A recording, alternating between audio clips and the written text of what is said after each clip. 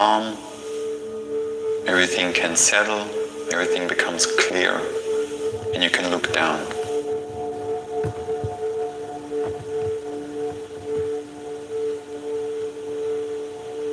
But I instead would like to invite you to explore how it is to not look down into the lake, to try to see the bottom, but instead try to see the reflection in the water, so that you can see who is looking.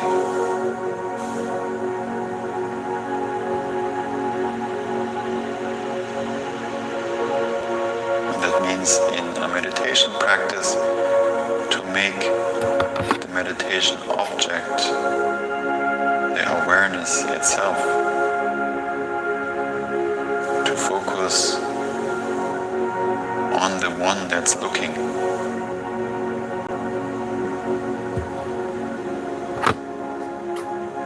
For the next minute or two, focus on who is looking. Focus on being aware of the awareness. On the one that's looking out through the window. Look at the reflection. Or the reflection in the lake.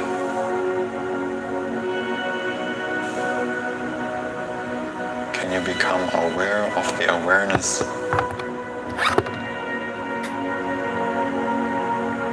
of yourself?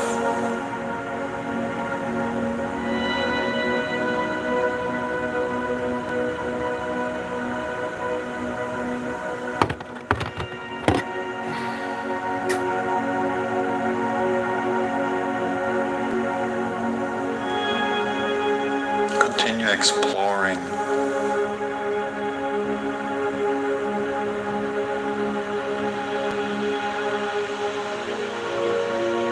Stay curious. Keep looking.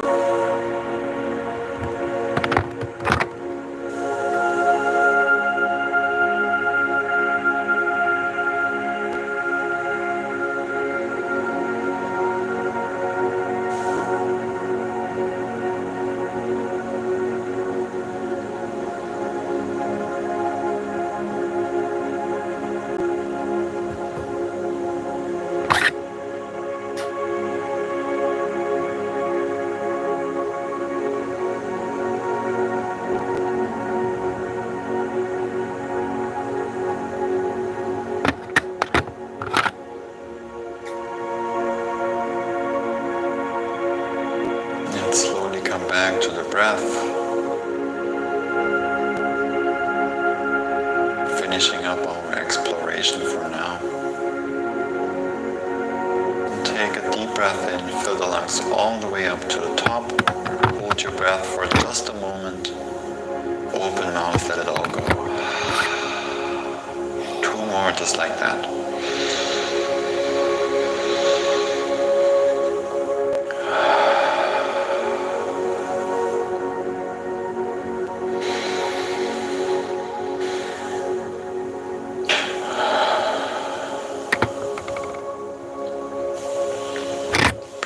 Together in front of you, start to rub your hands, create some warmth, lots of nerve endings there which will activate and wake up the entire body. This is also really good to do after waking up in the morning.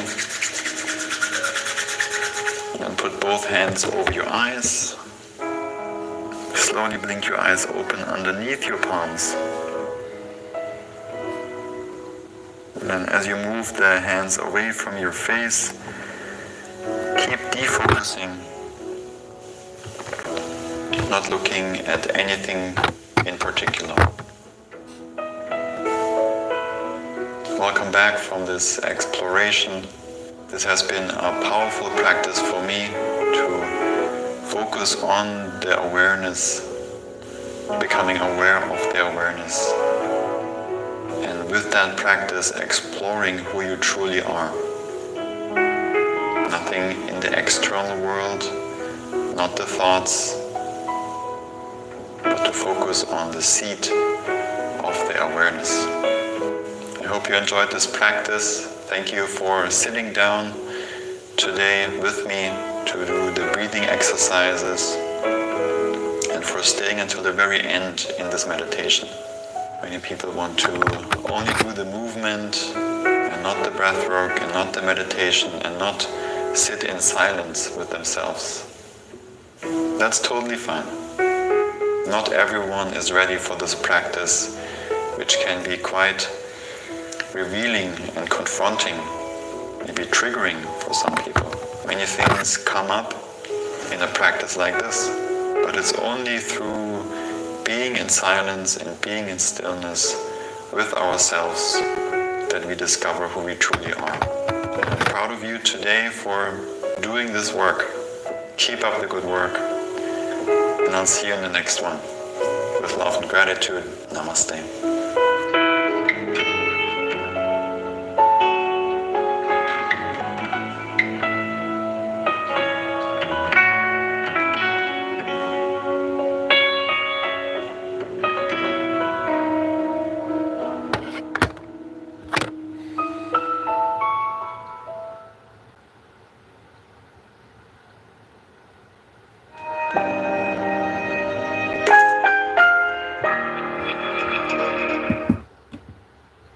Who cleans this best? Tide. Get 3 times the cleaning power when you switch to Tide.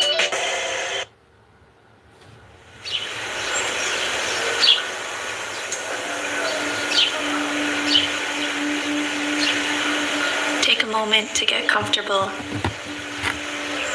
If possible, do this meditation outdoors so you can sit directly on the earth.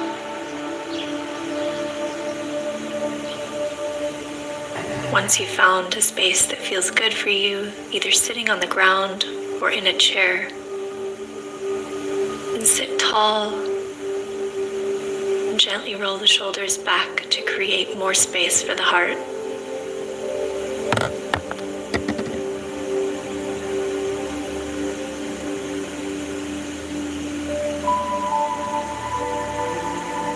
Begin taking a few deep breaths.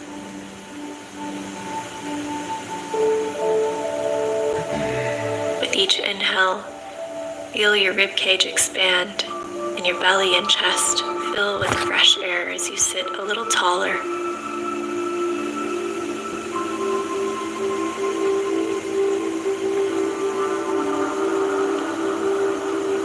With each exhale, you release all the air out. Your shoulders soften down away from your ears. And you relax the muscles on your face and around your stomach.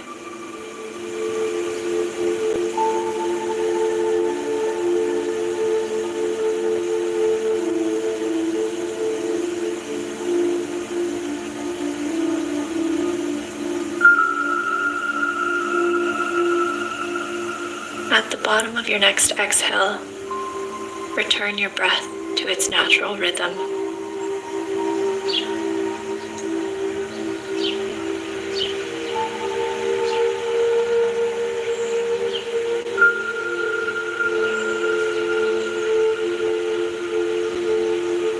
Start to become aware of the weight of gravity on your body.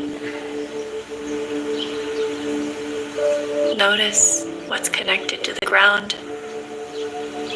Either your feet if you're in a chair, or your sit bones, hips, and legs if you're sitting on the floor.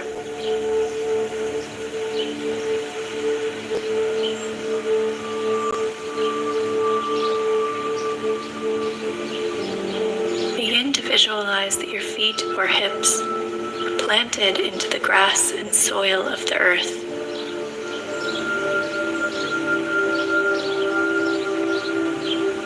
Remember that you are in a safe place, and imagine yourself rooting down deeper into the soil.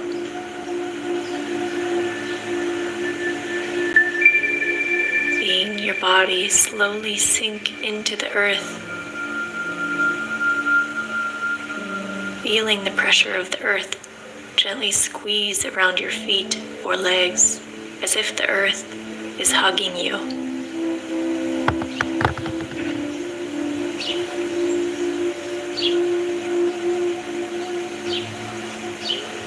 As you sink deeper and deeper, inch by inch, the earth rises up over your thighs and hips, but stops below the belly button.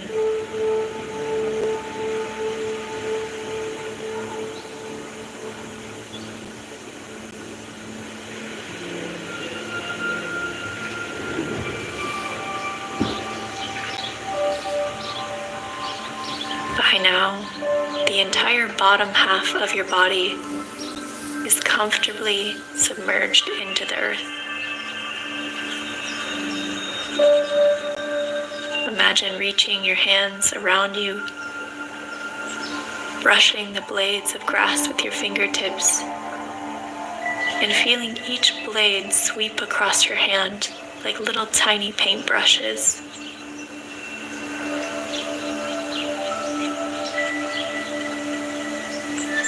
Take a deep breath in and imagine what fresh cut grass smells like.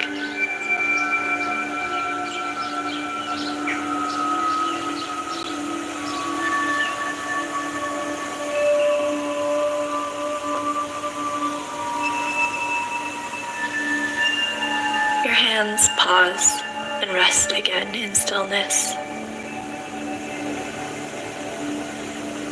Get cozy here, feeling the slight pressure on the legs from the earth embracing you.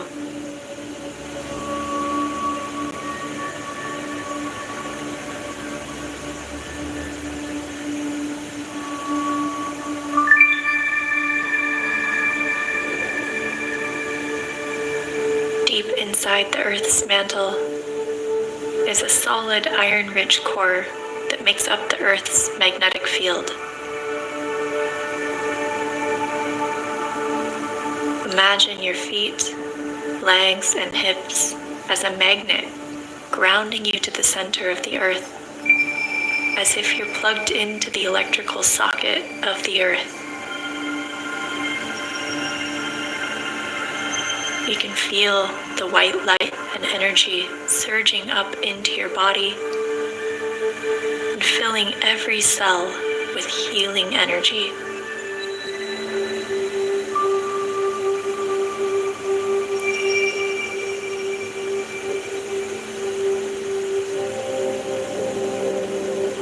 Continue taking soft, easy breaths and spend a few minutes simply relaxing into this feeling of a strong and safe connection with the earth and noticing that grounding, healing energy pulsing throughout your entire body.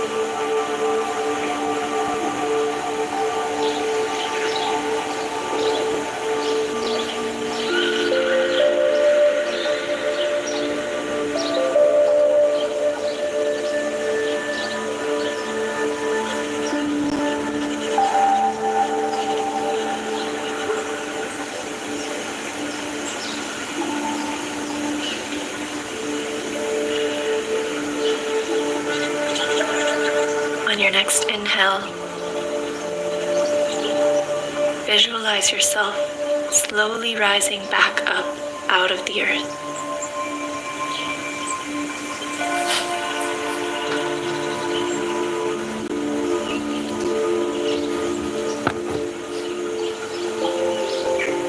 Inch by inch, you become lighter.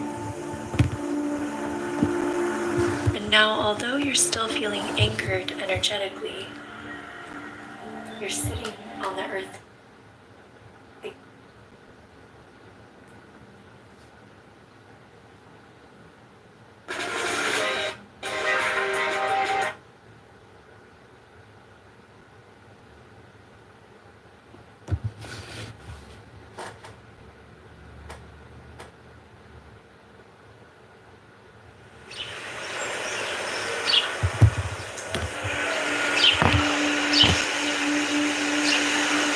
Take a moment to get comfortable. If possible, do this meditation outdoors so you can sit directly on the earth.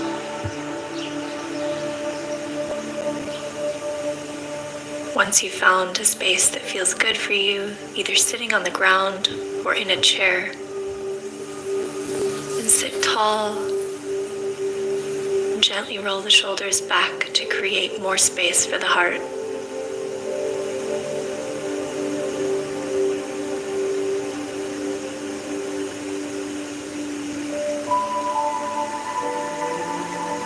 Begin taking a few deep breaths.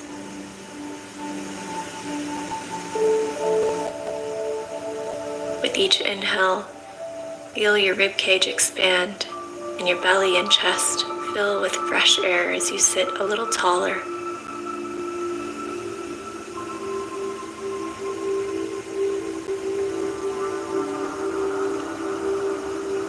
With each exhale, you release all the air out. Your shoulders soften down away from your ears. You relax the muscles on your face and around your stomach.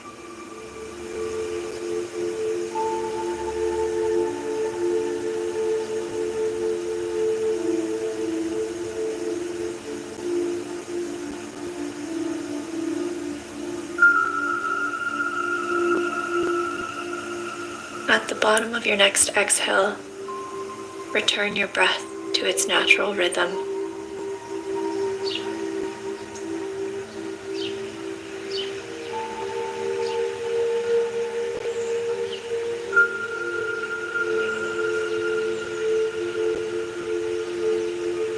Start to become aware of the weight of gravity on your body. Notice what's connected to the ground. Either your feet if you're in a chair, or your sit bones, hips, and legs if you're sitting on the floor.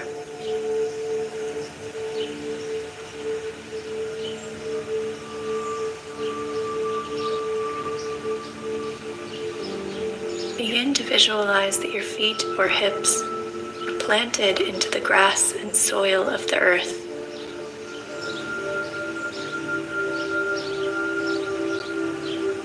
Remember that you are in a safe place, and imagine yourself rooting down deeper into the soil.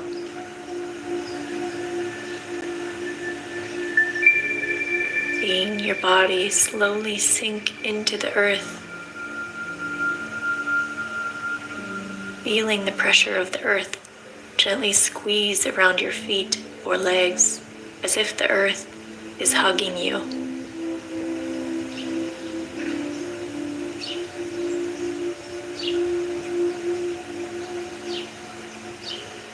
As you sink deeper and deeper, inch by inch, the earth rises up over your thighs and hips, but stops below the belly button.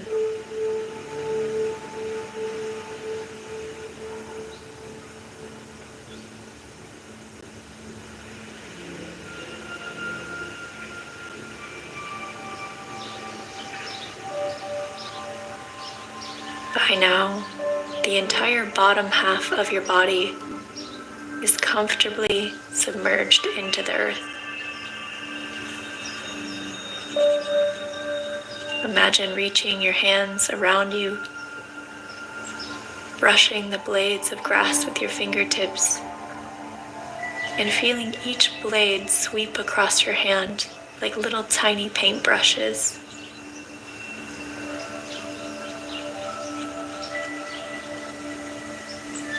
Take a deep breath in and imagine what fresh cut grass smells like.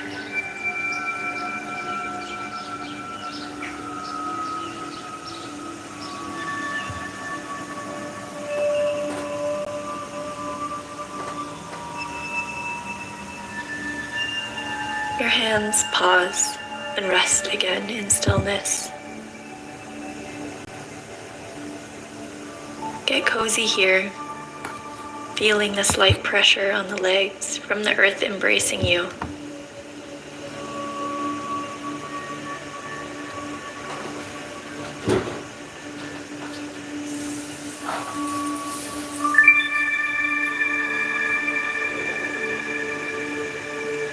Deep inside the earth's mantle is a solid iron-rich core that makes up the earth's magnetic field. Imagine your feet, legs, and hips as a magnet grounding you to the center of the earth, as if you're plugged into the electrical socket of the earth.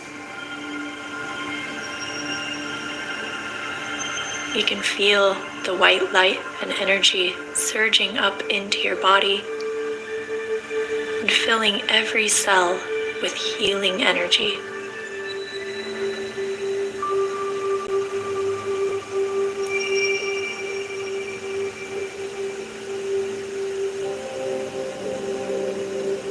Continue taking soft, easy breaths and spend a few minutes simply relaxing into this feeling of a strong and safe connection with the earth and noticing that grounding, healing energy pulsing throughout your entire body.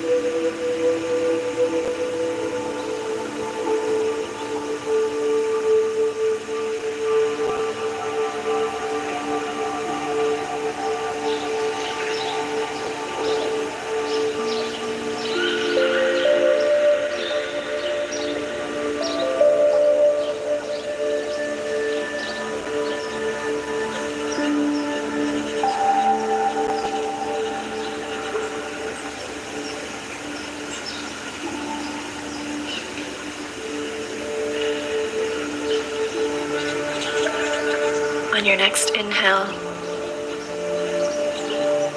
visualize yourself slowly rising back up out of the earth.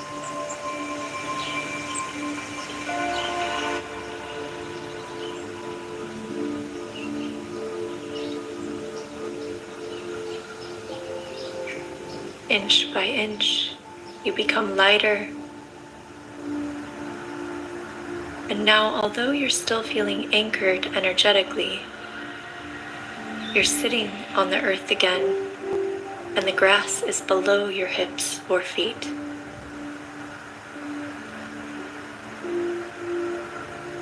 Wiggle your toes, and imagine feeling the grass tickling your toes. Blink open your eyes and welcome yourself back into this space, back into your body, and into this moment.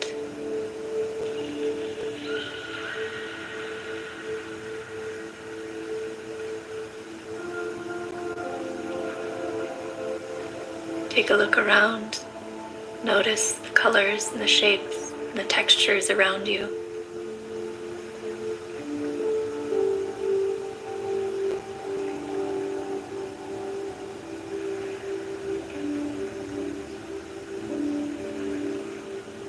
Stay connected to this earth energy throughout the rest of your day and continue to stay grounded. If your mind begins to race throughout the day, you start to feel floaty or disconnected, then simply pause, take 3 deep breaths, and root your feet into the ground again.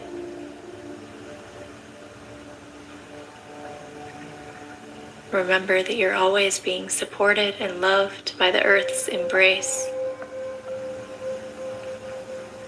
And with the awareness of your breath, you can step into the present moment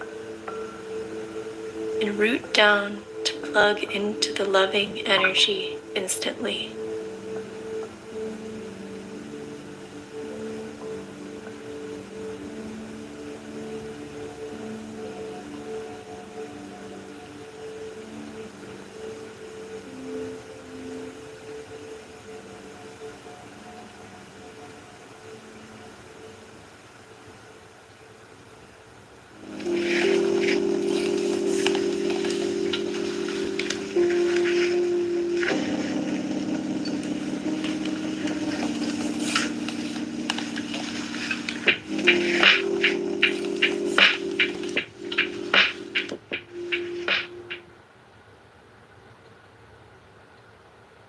This heartbeat means you're taking care of your heart. Mazzola. Make it with heart. Welcome. Here's to thrilling moments we can't miss, to the legacies that are on the line, Can you introduce me to Larry Bird? to the season that was and to the champions to be, to the finals. To the final!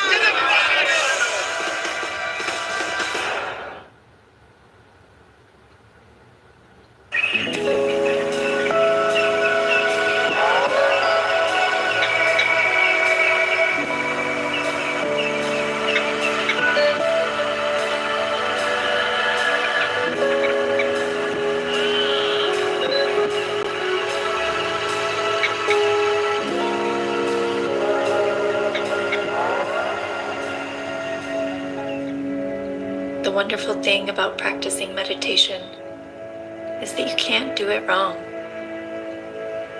If you find your mind wandering, just make that part of your practice. You notice the thoughts as they are without judging them, and you return your awareness to observing what is.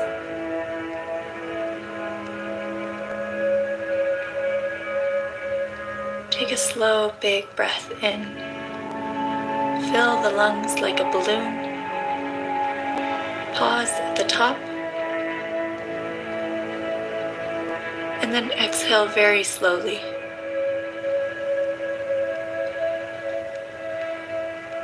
Another deep breath in.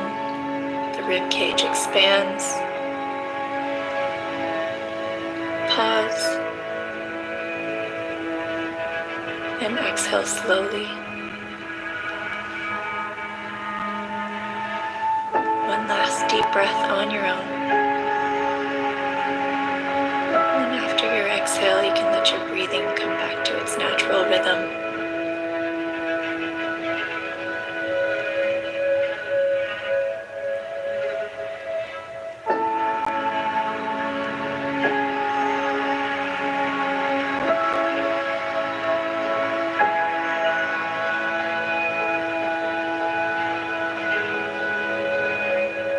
Put the attention on the heart and listen for the inner voice of pure and sincere intention.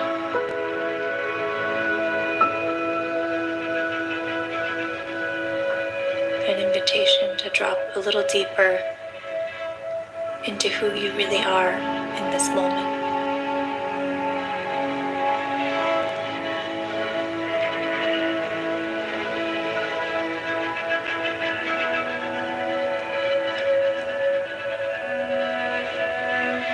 Relax the muscles around the stomach.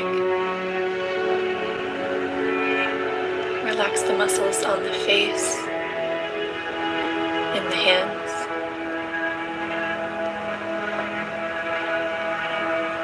Soften any other areas of tension you're feeling.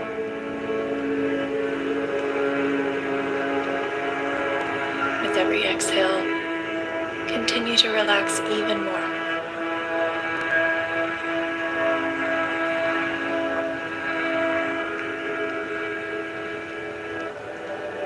As we release muscular tension and slow down the breath, we're telling our bodies that it's safe to shift into the parasympathetic nervous system, which allows our body to rest and relax.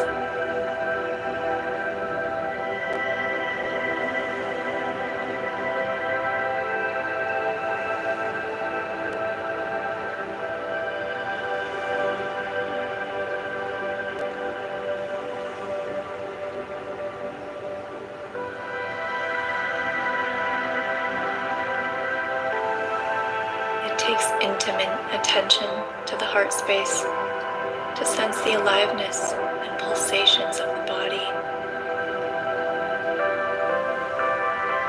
Feel that vibration within the body and witness the energetic dance of all the systems working in perfect synchronization within.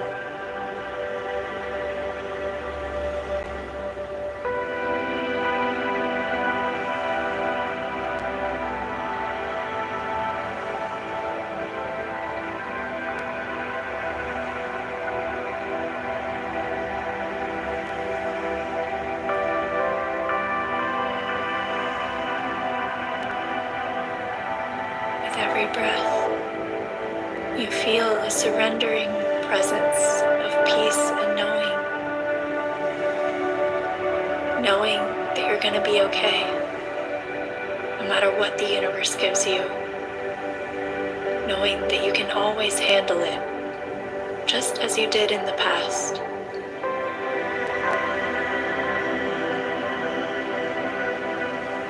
No matter what comes your way, you rest easy in the present moment, knowing that you can take it and move through it with grace and ease. The surrendering presence comes over you.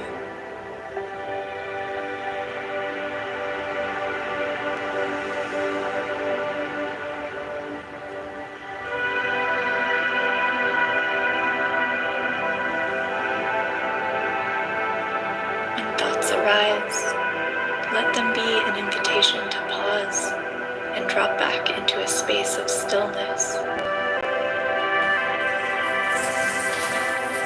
You aren't resisting what is coming up for you now, just as you don't resist anything life throws at you. With a surrendering presence and focus on the breath, dance with the energetic flow of the universe and allow this life to flow through you, not to you.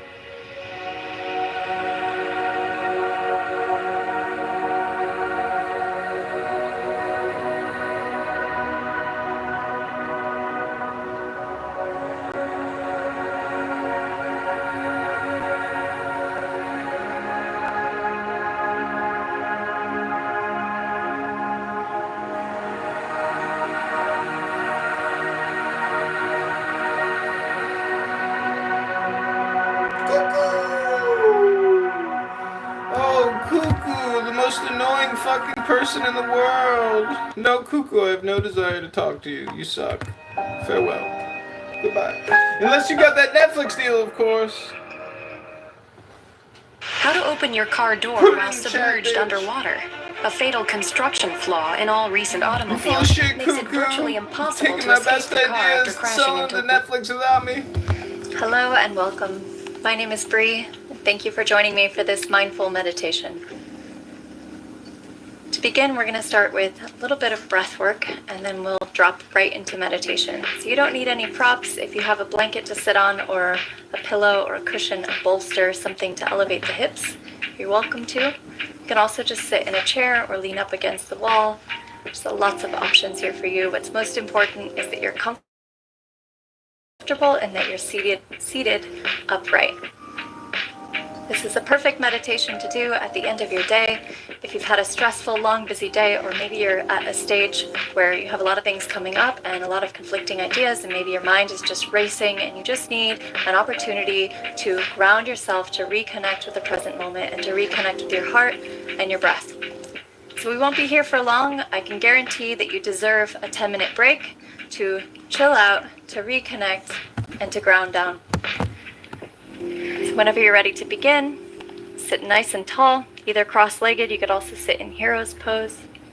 And we'll begin with a breathing exercise, pranayama, which is alternating nostril breathing. So with the left hand first, I would like you to connect your pointer finger and your thumb together to make a circle. And then you're just going to place the back of your hand on your left thigh, and the palm faces up towards the sky. And then the left hand, nothing for it to do. It's going to rest there for the entire breathing exercise. With your right hand, with the two peace fingers, you're going to touch the third eye, the tip of your forehead between your eyebrows.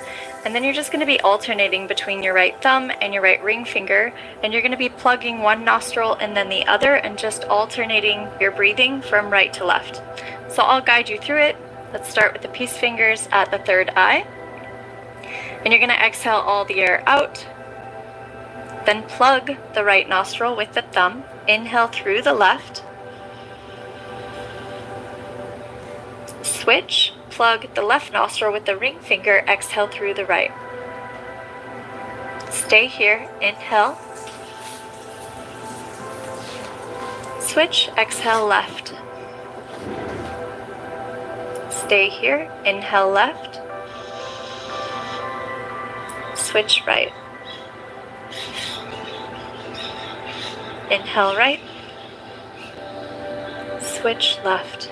So you'll continue now on your own, and you're only switching the fingers at the top of the inhale. So you take a full exhale and an inhale on each side, and then you switch the fingers. Now that you know what the pattern is, you can close down the eyes.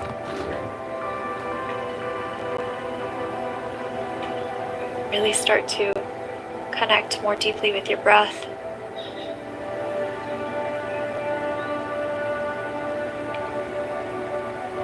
And don't worry so much about slowing the breath down. This breathing exercise should not take much effort.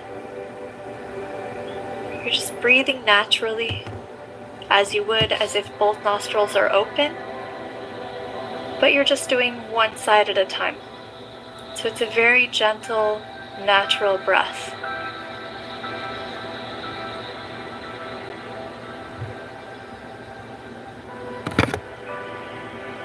Continue on your own for about 5 more rounds. One full round is when you've done both nostrils.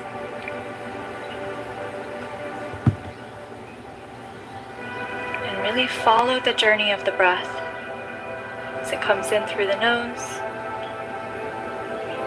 fills up the lungs, some magic happens, and you exhale the warm air out. And again,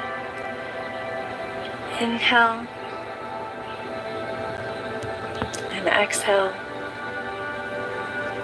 and repeat.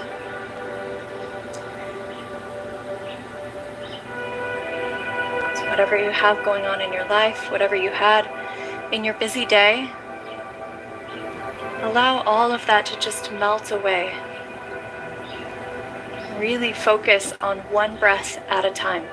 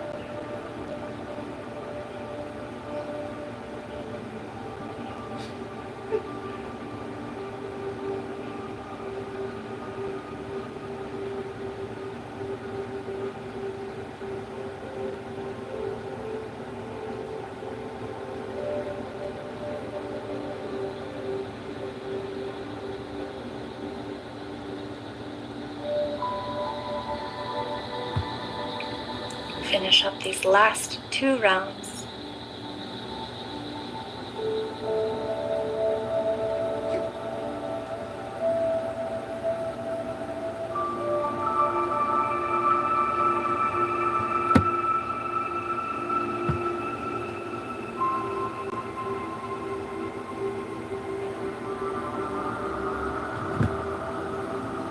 And you'll finish your last round as you exhale through the left.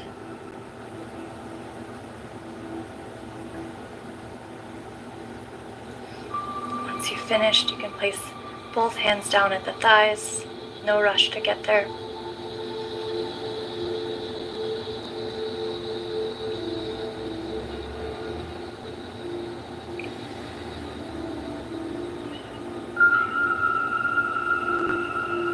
And now that you can breathe again through both nostrils, maybe you already notice a difference in the breath. Maybe it feels more free, more open, more full.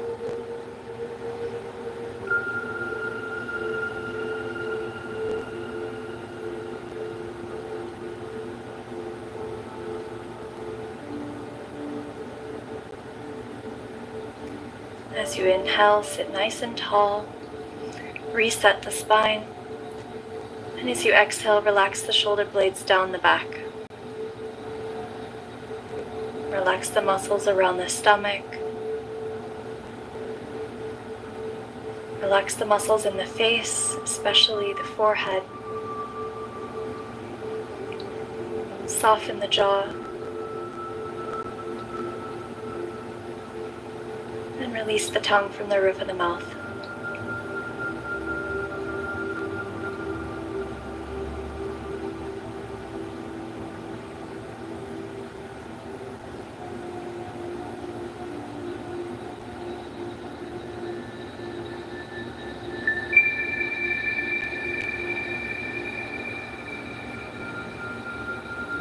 We're here for a few more minutes. So continue to keep your attention on the breath. And if your mind begins to wander, that's fine. But when you notice that it's wandering, give yourself a little extra love and come right back to this breath.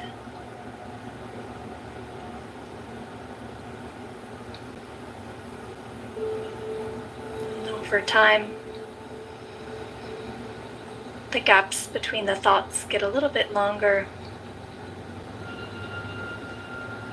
You can settle into that space of awareness a little easier.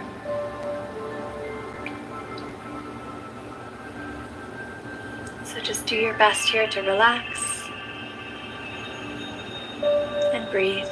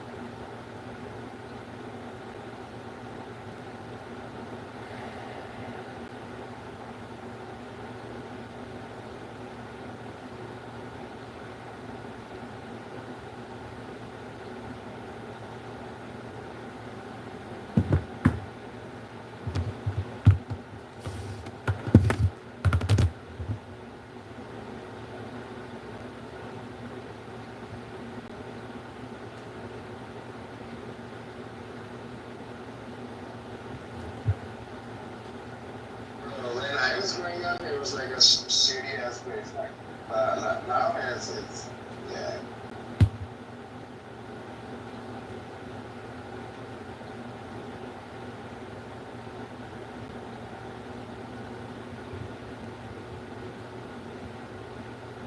So they were allowed to be there, but they definitely were like last in line for everything, and couldn't do a lot of the growth for quite a bit of time. And see, one of the nudged is it the like the history, like in terms of like talking about racism in America, that these other examples of like how that showed up for other groups of people is most definitely missing. I think we are doing a disservice to our children because we are painting like this one like very narrow picture of like, you know, what has happened. And it has affected more than just black people in terms of like racism, discrimination, and persecution and all that. You're right, sexy, but we also need to acknowledge that while Jews were not allowed access to land ownership and several other basic human rights, they were at least not right. So like that's the other thing we need to also intersectionalize here. Black people were in chain and were not seen as human during that same time. Well, not during that same time, because what we're talking about in terms of, to my understanding, now maybe I'm off on this, right? Elle's talking about Jews who got here in the beginning of the colonies, right? Before there were really even termed colonies. I'm talking very early, when it was, you know, essentially the British still settling over here in a colonial nature. To my understanding, there weren't any slaves during that period. You don't get to slaves until later. My family came as indentured slaves. Well, I mean African chattel slavery. Right, that's what I'm saying, though. The family member that came here was a young boy. He came on a ship, snuck on a ship, and became an indentured servant, basically. Like, this was no easy road at all.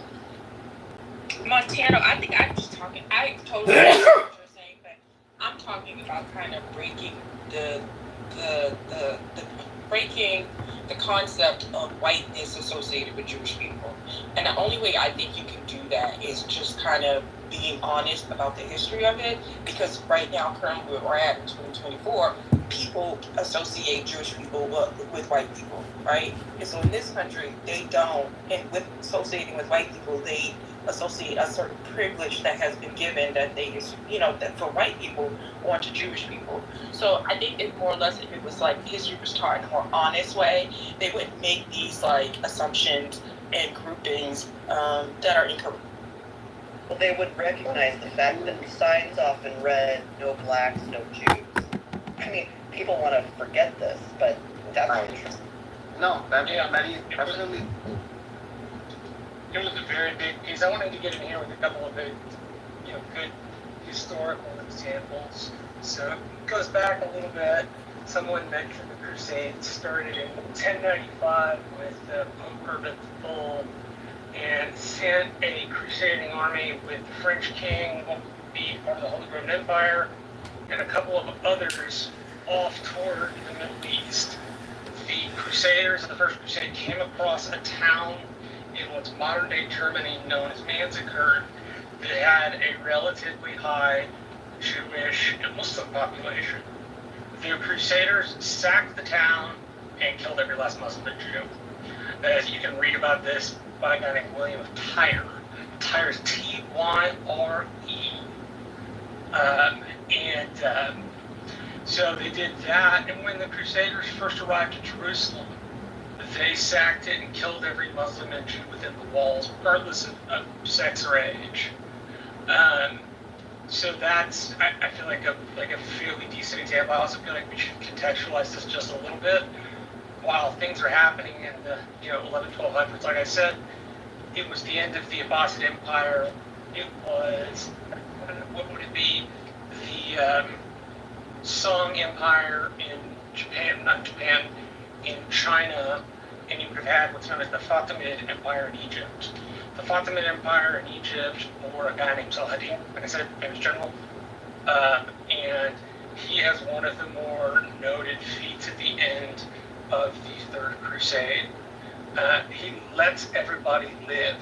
And I think, interestingly enough, accurately reflect this in the book. I also wanted to say, just because I always think the stats are really interesting, during the Dark Ages, which is like roughly 455 to like 800 or 900, the most advanced city on the Western European continent was under the Umayyads, not attached to the original Umayyads, and it was the city of Cordoba.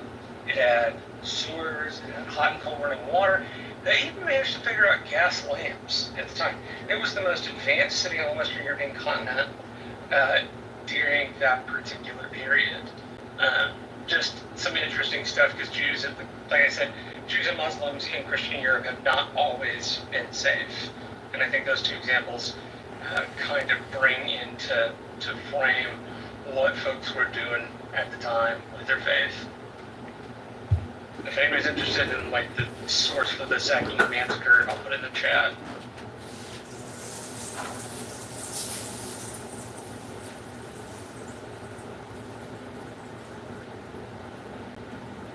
I just wanted to address something in the chat real quick.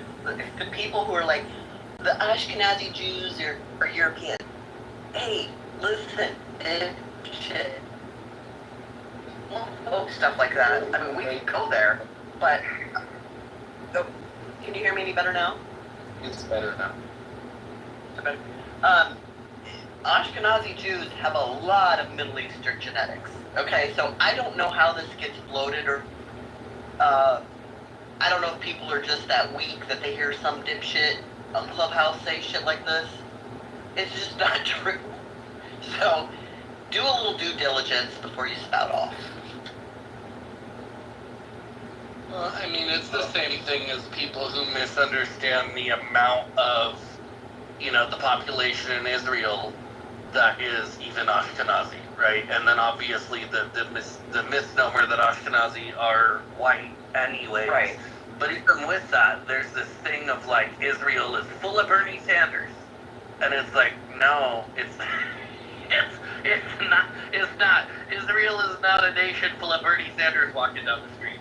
There's some, but it's like, it is a much more diverse, to use American racial vernacular anyways, black and brown anyways, on top of the fact that we're not genetically white or Caucasian, but even visually, Israel is a lot more black and brown than people want to realize, and even the people you might label as white, the minute you talk to them, you realize, oh, they're not European, they're not this, but people are dipshits.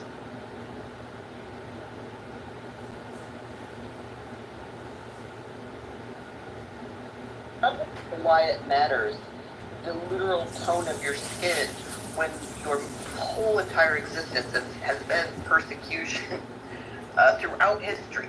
Like, why do people have to prove that they have also been persecuted and nearly wiped out many times over? This is just historical fact. I don't know why we're so hung up on skin tone. It's just fucking weird.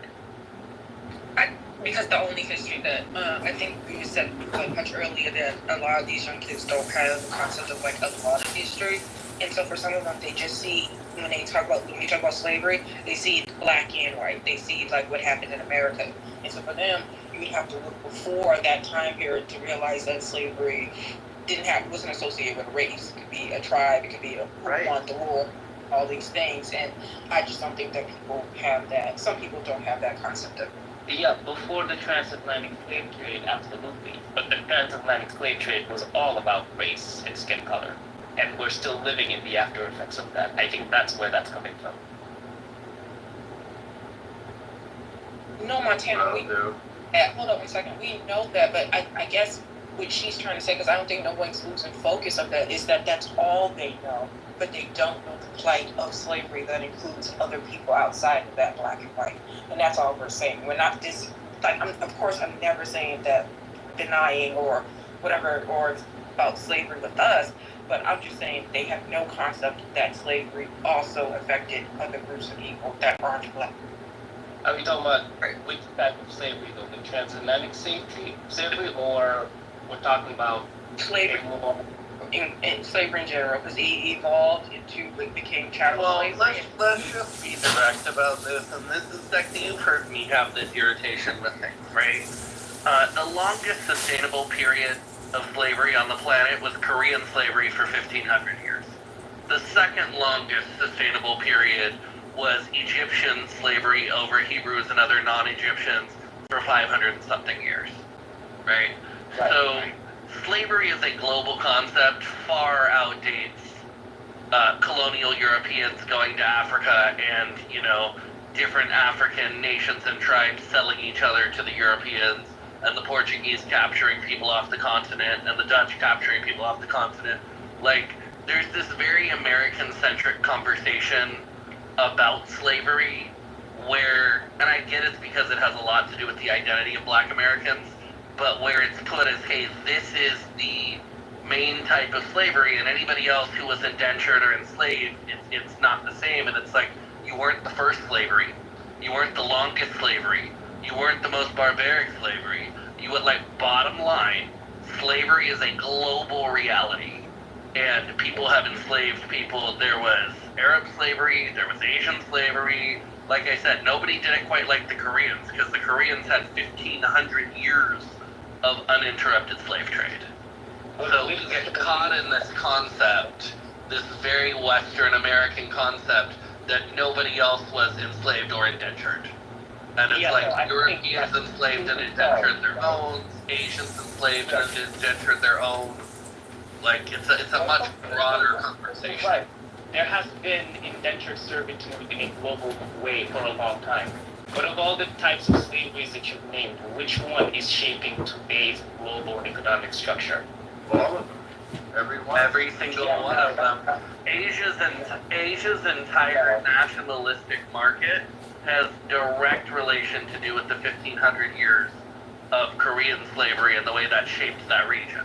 And that's far more impactful today than Western colonial enslavement. If you it's more impactful on the population. No, here's the thing. How much of the world population is on the continent of Asia? Right? Well, right? So 3/5 of the world is far more impacted by the shaping of 1,500 years of Korean enslavement, followed by centuries of imperialistic Japanese, Chinese restructure of the region. So if we're gonna have a conversation about which form of slavery actually impacts the globe and the global structure of today the most, it's nothing to do with colonial African chattel slavery. Nothing. And it's everything to do with it. To say nothing is actually a big falsehood. Because if you look at the shape of the African continent right now, like I'm from Senegal. You asked very clearly. You asked very clearly which one has the most direct impact today on economic structure.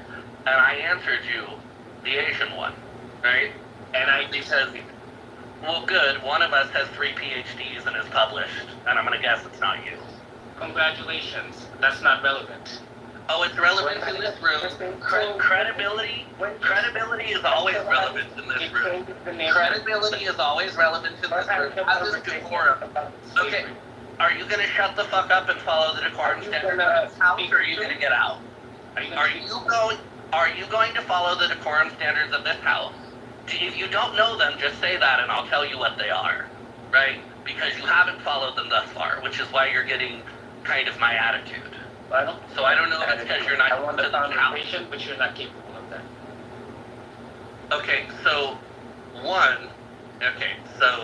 see, this is the problem when you let the spear chuckers off the continent pretend they're equal to everybody else. And that is 100% a shot at his dirty fucking uneducated ass. And I don't care. This is the fucking issue, right? Because you can't have a conversation where let's frame things how they are. You have an African from Senegal who wants to frame African slavery as the most impactful globally. If he hadn't made that statement, I wouldn't have needed to push back on it. But it's not. The most impactful form of slavery is the 1,500 years of Korean imperial slavery, which shifted the entire region, including Japanese and Chinese history, which shifted the entire history of that part of the world, which has 3/5 of the global population. So anybody with any academic credibility or decent education would not have made the bullshit claim he just made. But we can redirect to the conversation we were all having before he decided to be a douche.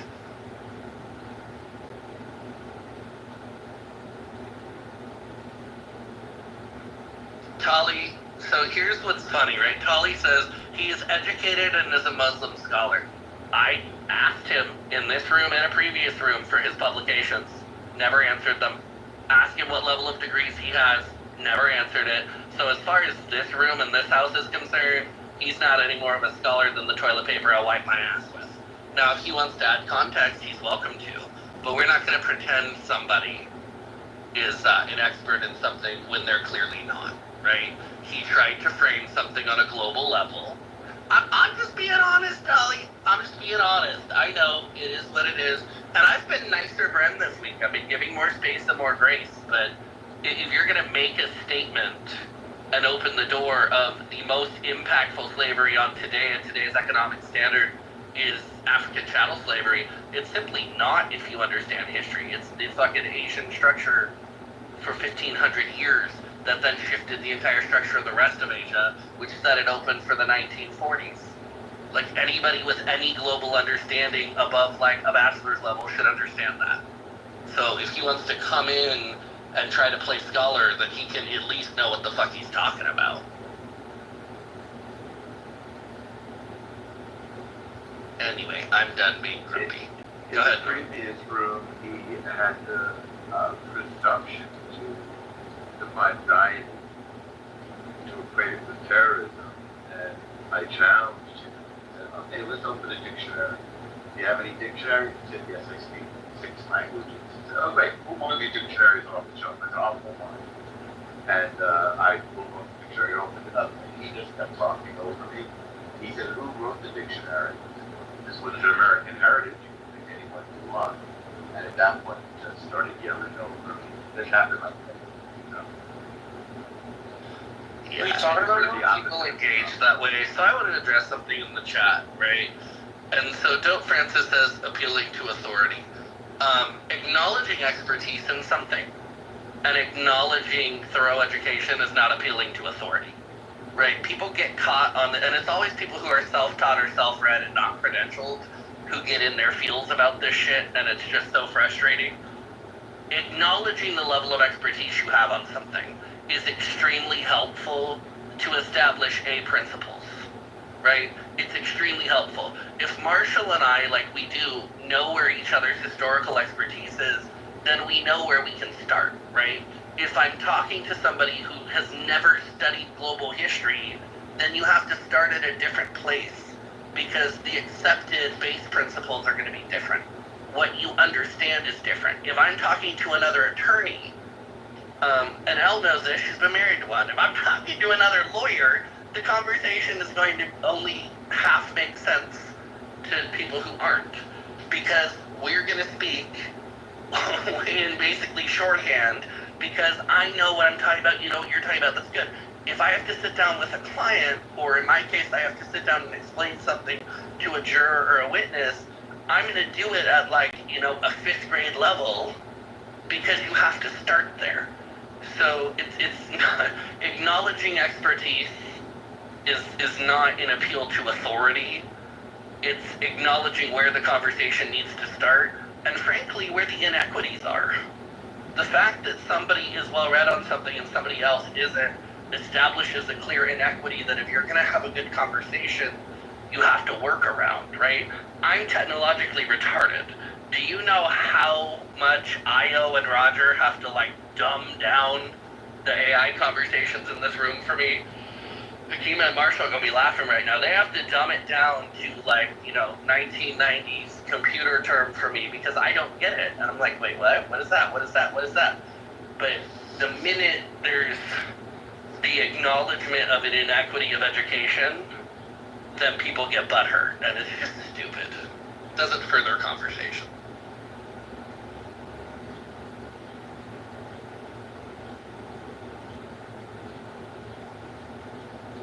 And the fact that you picked Noam Chomsky somebody that my community does not respect in any way, shape, or form due to some horrific fucking belief, please don't ever pretend Noam Chomsky is somebody worth referencing in one of my rooms.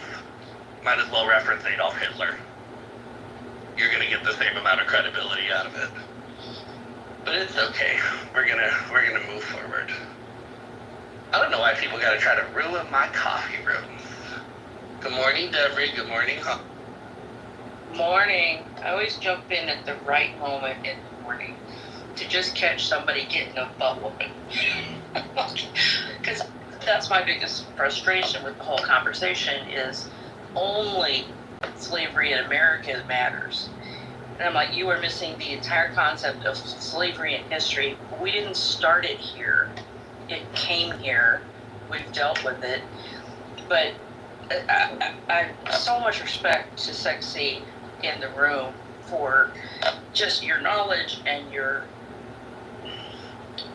broad view of so many topics. I really respect you. You're appreciated. I'm done. You're welcome. I just about choked on my breakfast though when he said the spear chucker comment. And I'm gonna be honest, I don't care if anybody was offended, because that was directed at one particular person, and he knew it, and he knew why it was, and it just is. You can be offended, you can be mad, I don't really care. just gonna be honest about it, because it is what it is. And I understand I can often be less pleasant than some people would like. I've been nice lately, though. The last week and a half since we all did our little bit of a house reset, I've been much kinder. I mean, I was giving people grace yesterday. I don't think I've ever given anybody, but I'm about burned out on it this week. It's Friday. My grace for stupid people. I've heard you give many reads. You do show more patience than a lot of people. Myself in that. I tried. Sue, good morning, my love. How are you doing? Good morning, Bren. I'm doing good, thanks. I came in, I guess, at a good time, huh? Happened to school a few people. We can't disrupt your coffee. It's okay. We had this the other day in a room about the legal system, and we were having a really good conversation. And Jason Dusick was in the room, and we were having a great conversation.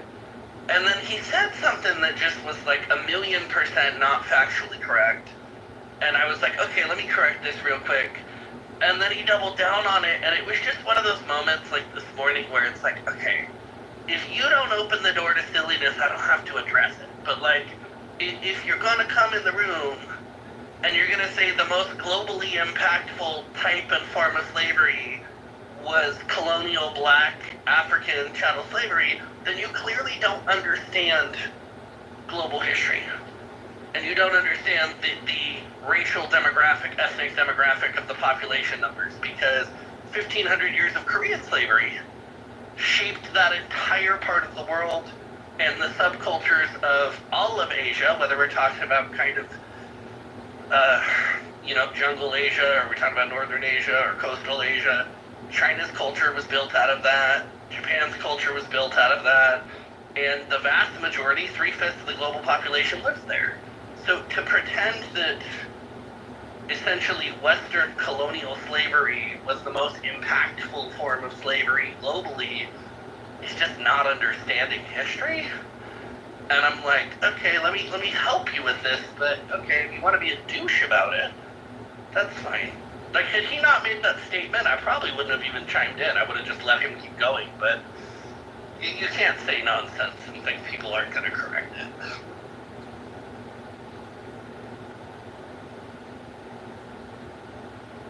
And you correct people in such a nice, gentle way. I mean, I probably could have not called him a spear chucker, but short of that, yes, I'll take that. I probably could have avoided the intentional attack, but, people earn these. As soon as he pushed back on me saying that there was slavery that predates our slavery here, I knew what type of time that he was on and what he was trying to do, but yeah, I mean, yeah. Well, and it's fine if you want to be a person who focuses on your own people. Like, I think Dr. Umar is a fucking moron. But at least I understand that's the individual who only cares about his own, and that's the only conversation that's ever going to happen. So you know what you get with that.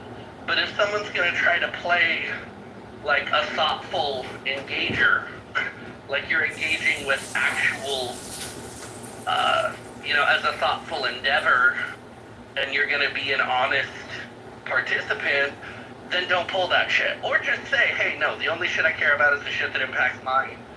And then people know how they can engage with you. Like, I don't have to agree with it, but, don't make silly... And then also, don't fucking blow up your own claims. Like, he's the one who made that claim. He could have easily not made that claim. And even said, what's the most impactful on America? And he would have been okay. But the minute he said, on the globe today, sorry about it. Sorry. You are wrong. You are wrong.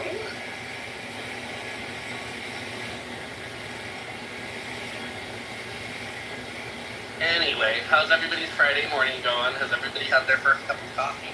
I'm having mine right now. Umar Johnson don't just care about black people. He cares about the white man's on Benjamins.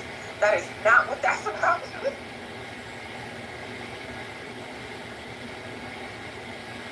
I mean, I'm not gonna go that far. I'm just saying, at least you know when you get there with, like, where that framing is going to be. It's always going to be a reframe, and it's like, okay, cool, I know where that's coming. It's like Commie Malcolm. It's like, it's always going to circle back to the commie shit. It's like, okay, cool, I know where it's going. Racial hustle. Shuffle. That's what it is. It's still Russell. Racial hustle. Oh, is she doing the Russell? Oh, he's over there doing the Russell. Oh, I like that. I'm going to take that.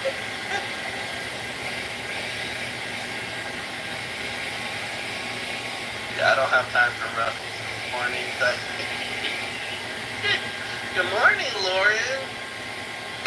So I'm not going to get into a whole big tussle, but I was going to send you a back channel message not long ago. Ray, did you see what's happening in South Africa today? Obviously, as a hugely political follower. Where's that in the call? Okay.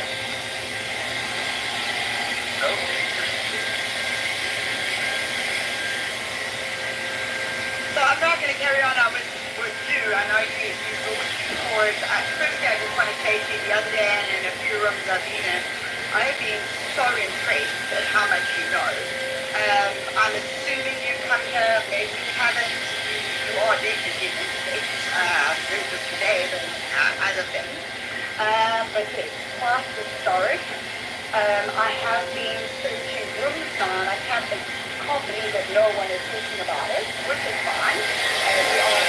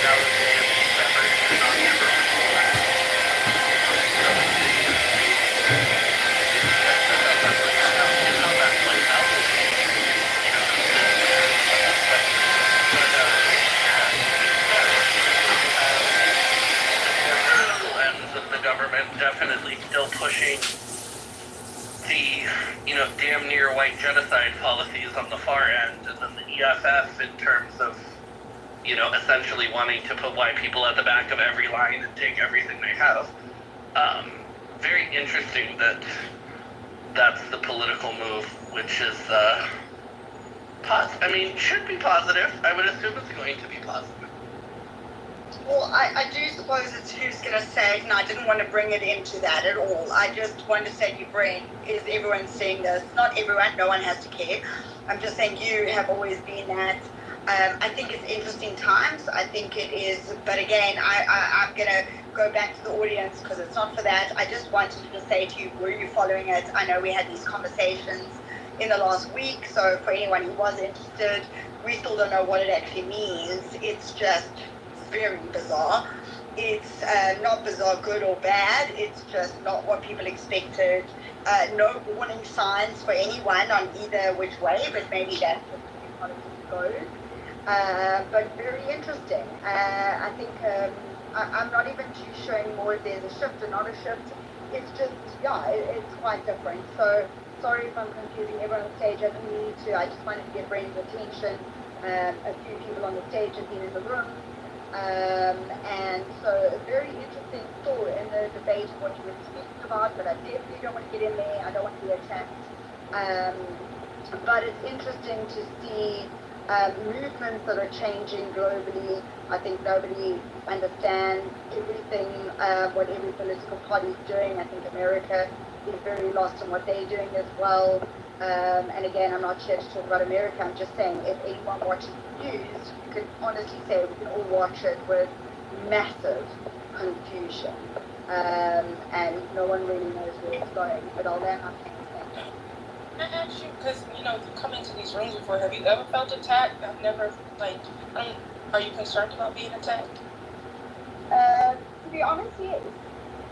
Why? I always thought we've had, everyone's had a great conversation with you in here. So it's not in here. So, at the end of the day, we spoke the other day, it's about Clubhouse. So I come into these rooms daily, and I've, for months, have not come into Clubhouse. I come in this room because I do believe we learn a lot. I don't have to push my agenda. Stacey, you've got your agenda, but I really appreciate listening to you. I do. I find this one of the few rooms where we can agree to disagree. And that's why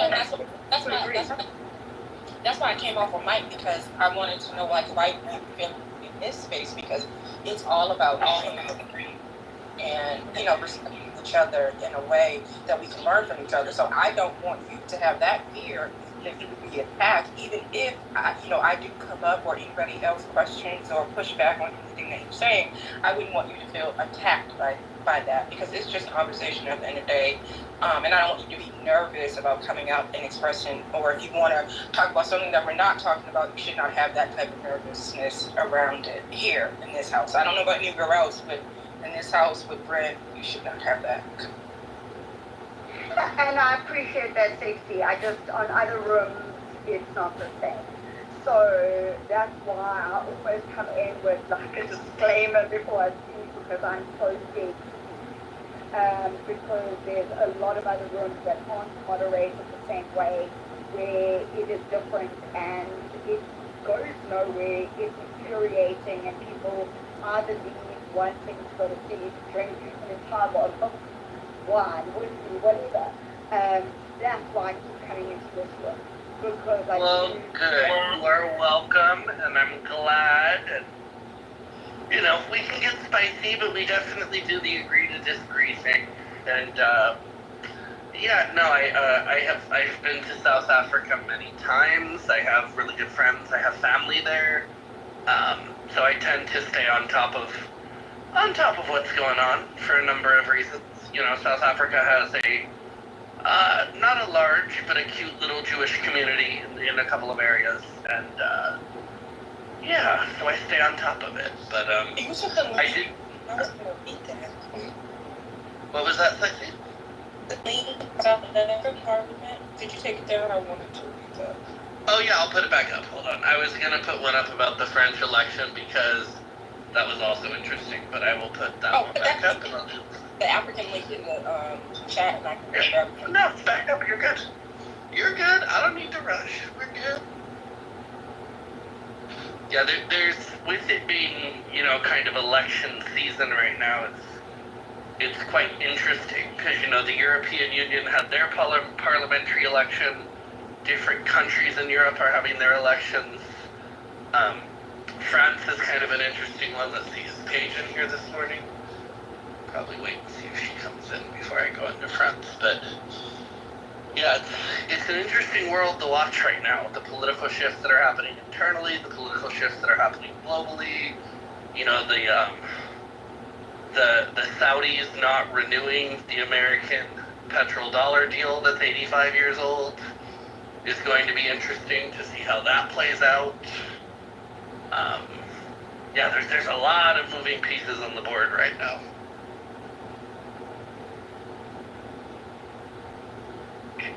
So sorry, Brian, I just want to say one interesting thing I wanted to bring into the room the other night is, like I said, today was a shock for all of us. Only when they sat in Parliament today did we actually see where coalition governments were made. If anyone needs to understand more about coalition governments, I think Brent's better aware than I am, but that's fine.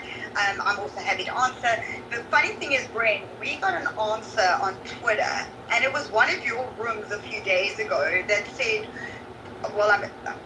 my memory says, it was one of your rooms that says, do we listen to social media or do we take it as gospel?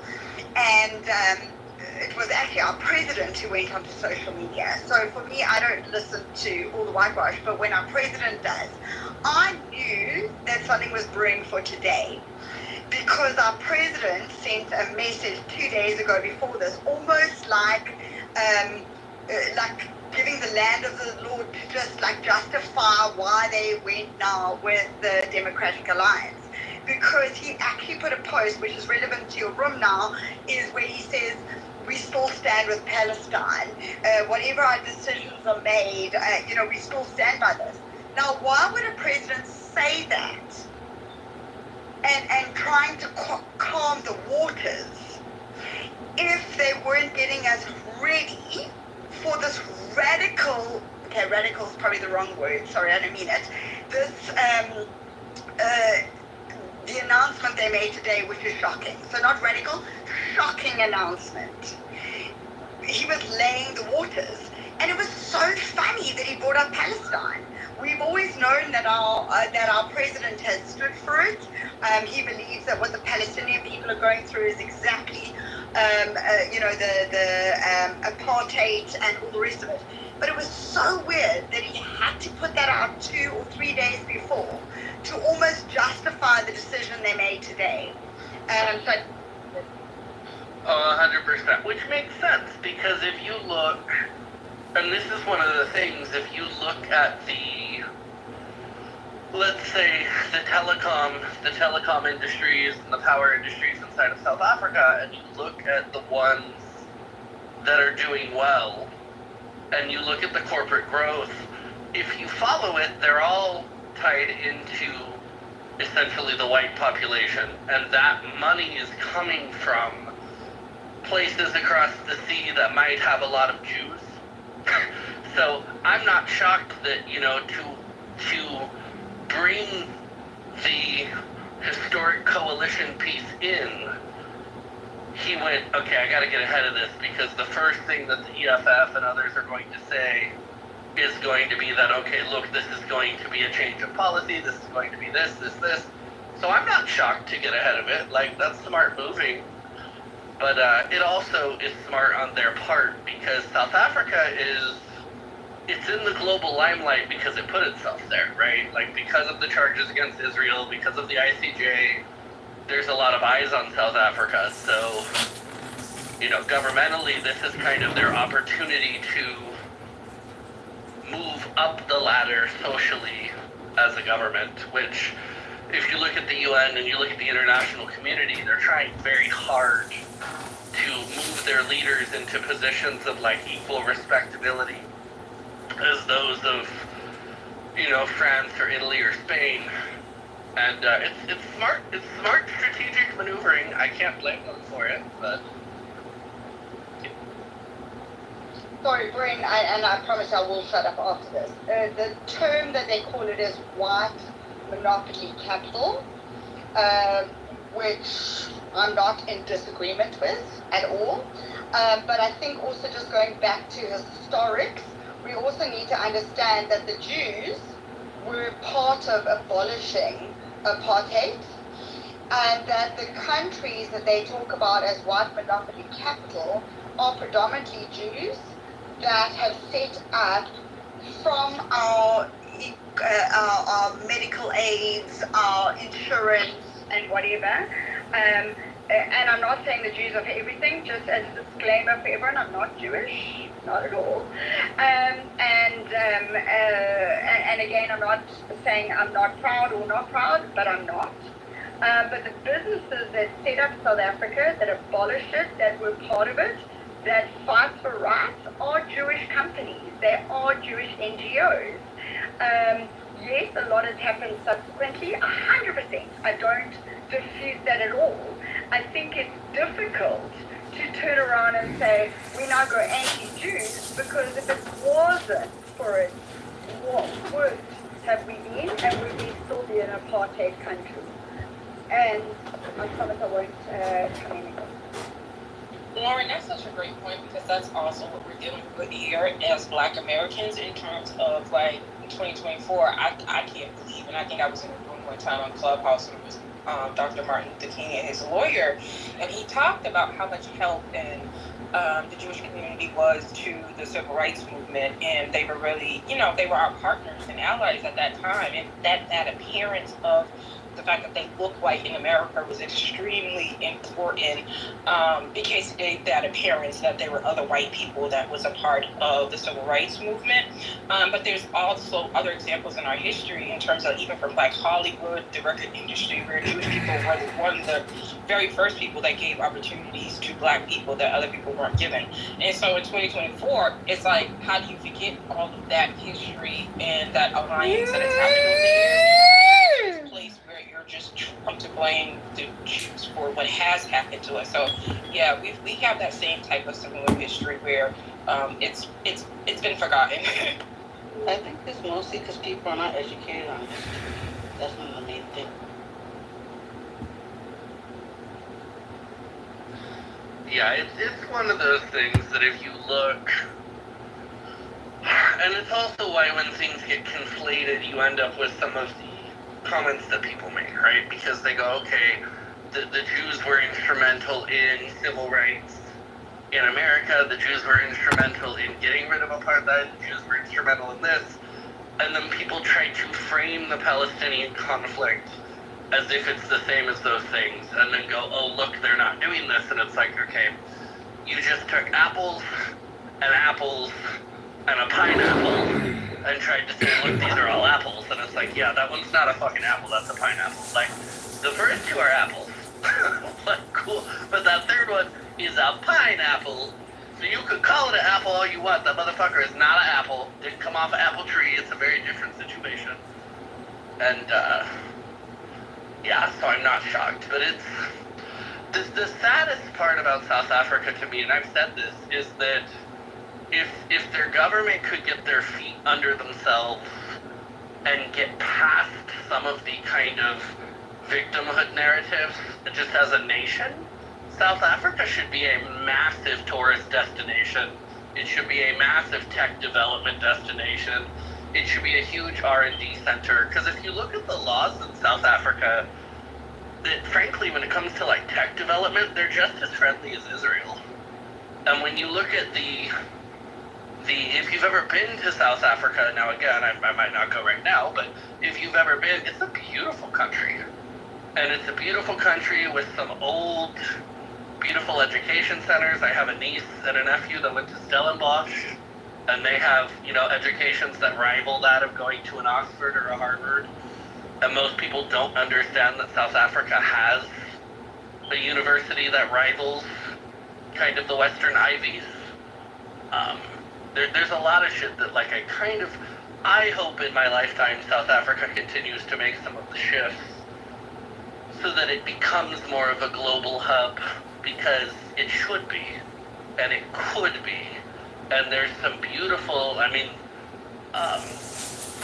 the universities there have some of the oldest Sanskrit texts on the planet, some of the oldest texts on the planet that are in Aramaic and Old Hebrew are in South Africa. Like, things that people don't think about. There's high-level education in South Africa. It might not be the norm for the whole population, but like I said, their top university rivals that of the top-tier universities in the West. And if you say that to people, people look at you like you're crazy, and it's like, no, like, South Africa actually does have the potential. You just have to get past the kind of racial essentialism that has it bogged down. So hopefully this is, you know, as weird as it is, maybe it's step one in heading that direction.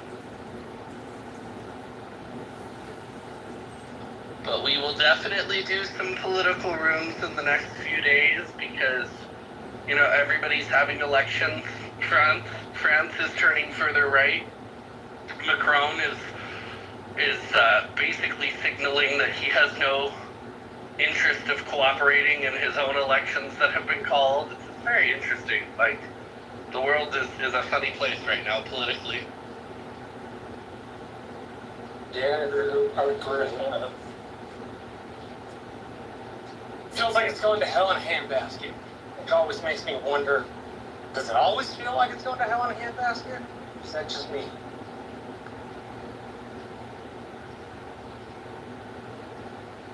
I'm having those same feelings, Marshall. I absolutely think it's going to hell in a handbasket, and I can't figure out what took it this way. And the only thing I can think that even makes partial sense is COVID, because it scared the piss out of people. But we didn't react the way people usually react. When they're scared, usually they come together and try to fight whatever it is, you know, the threat. But this did not happen during COVID. Well, part of that, and I've said this before, my theory on this is when there's a major threat to the society or something that's kind of earth-shaking to the foundations, you usually say a shrinking in, right? You think, so when 9/11 happened, you see America shrink down and then re-get its footing and then push out. And you see the wars and the attack on terror and this kind of giant restructure of our domestic agencies, intelligence agencies, expansion of our military, and America pushes out with strength, right? Pearl Harbor happens, there's this shrinkage, and then there's this push out behind it. COVID happens, we freeze, the government throws money at people to placate the situation, and we run into a giant fight over whether or not public policy can make you be vaccinated, right? And we didn't get an empowerment piece out of COVID. There was no shrink back and push forward. There was simply we're going to pause. The economy is not doing great. People are losing money, blah, blah, blah. We're going to just pull enough money out of thin air to placate this. But because it was basically placated and waited out until it was done, we didn't have that shrink back, push forward, shrink back, push forward. We just had, you know, divisive stagnation. And now we're sitting in a worse place than we were before, with certain people pretending we're in a better place than we were before, at the half-century reset mark, which, if you look at any society, any long-term society, every 50 years you see a social paradigm reset, and we're essentially at that point right now. We're at another reset of what is the normative, and it's because generations of old die off, the young become old, and you now have 50 years of new people. And the ideology behind them comes, and either your progress or your regressiveness, depending on which way you go, factors in. And we had this social, economic, scientific, educational, spiritual reset at the time of a global fucking catastrophe, at the time we're watching a global reset, right? Global power structures are being reset. If you go back 10 years, Russia was considered part of the three-way triangle of superpowers. Nobody would call Russia a superpower today. right? They're not equal with China and the United States. And you've got India on this giant climb. You've got, regionally, you've got people battling out for supremacy. 50 years ago, 70 years ago, Jordan was the power infrastructure of the Middle East. Now it's the Saudis or Iran, depending on which structure you ask. 75 years ago, Japan was the power structure of Asia. Now it's India or China. Europe as a whole has basically collapsed its power structure. The United States is a very different nation than it was. So like all of the global reset, local reset, regional resets are all happening right now, and that's an awkward time to be alive. I add to what you said, Brian, in terms of empowerment. We just had the wrong leader, right? I think historically, when we look back at like all of our leaders, they had a way of talking to us that galvanized us, that made us come together, challenged us, especially thinking about speeches by JFK. And we just didn't have that. We had someone who kind of fed into chaos, kind of fed into conspiracy theories, and all of that other stuff. So instead of when we got first signals, or it was kind of known that there was this, that COVID was out there, we got denial, right? We got, it's not that big a deal, people are blowing it out of proportion, which then led other people within our society who already think that the government is, or there's some grand conspiracy behind, behind vaccines and all that type of stuff. It just like fed into that. So we just didn't have the right person in place to calm us down and gather us. And I think that also aided it because we weren't empowered by our people. I agree. Lack of leadership. Anywhere around the world, you can think of any specific space or country that had a really empowering leader during it. New Zealand probably got the best out of anybody, and I don't generally like, and I didn't like Horseface, and I don't like her politics, but in terms of how quickly they made decisions, they jumped on things, and they implemented policy. Now, they're also, an island. They're also a small population. There's things that went in there, but if I'm going to look at, like, a nation that had a quick and positive response, New Zealand kind of gets the points. Not many other nations really get the points. And once the United States started going with the stagnated approach of, okay, we're just going to try to put a Band-Aid over this, a lot of other countries followed in suit, and you ran into this problem that we're at now. Like I said, most crises, if you look at how the United States and other nations respond, there's the shrink back from what happens. Then there's a bit of a policy pause, and then there is a push forward in some sort of direction that economically and socially empowers people. We didn't have the push forward, right? We had this, okay, we're going to sit here and dump money on this problem and hope it fixes it, while we socially fight over whether or not we can make our population take medicine. And then this is going to just die out with time. And by the time